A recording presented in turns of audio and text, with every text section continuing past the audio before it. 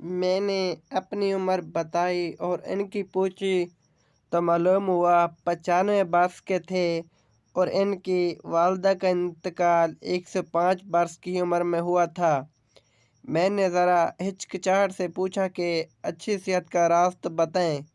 कहने लगे बस बीमार ना पड़ो। मैंने कहा यह तो हमारे बस की बात नहीं। हंसते हुए कहने लगे बस की बात है। मैंने कहा आप बताएं, मैं ज़रूर अमल करूँगा। मेरे करीब आकर आहिस्ता से कहने लगे मुंह में कभी कोई चीज़ बिस्मिल्लाह के बगैर न डालना, चाहे पानी का कतरा हो या चने का दाना। मैं खामोश सा हो गया।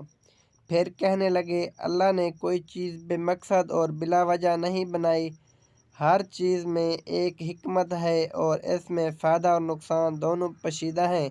जब हम कोई भी चीज़ बिस्मिल्लाह पढ़कर मुंह में डालते हैं तो अल्लाह इसमें से नुकसान निकाल देता है। हमेशा बिस्मिल्लाह पढ़कर खाओ पियो और दिल में बार बार खालिक का शुक्र अदा करते रहो और जब ख़त्म कर लो तो भी हाथ उठाकर शुक्र अदा करो, कभी बीमार ना पड़ोगे। मेरी आंखें तर हो चुकी थीं। हमारे मस्जिदों के मुल्लों और आलमों से ये कितना बड़ा आलम था। देर हो रही थी।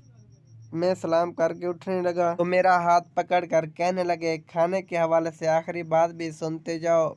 मैं जी कहकर फिर बैठ गया। कहने लगे अगर किसी के साथ बैठकर खा रहे हो तो कभी भूल के भी पहल न किया करो, चाहे कितनी भूख लगी हो। पहले सामने वाले की प्लेट में डालो और वो जब पहला लुकमा अपने हाथ में ना रख ले तब तक तुम ना शुरू किया करो।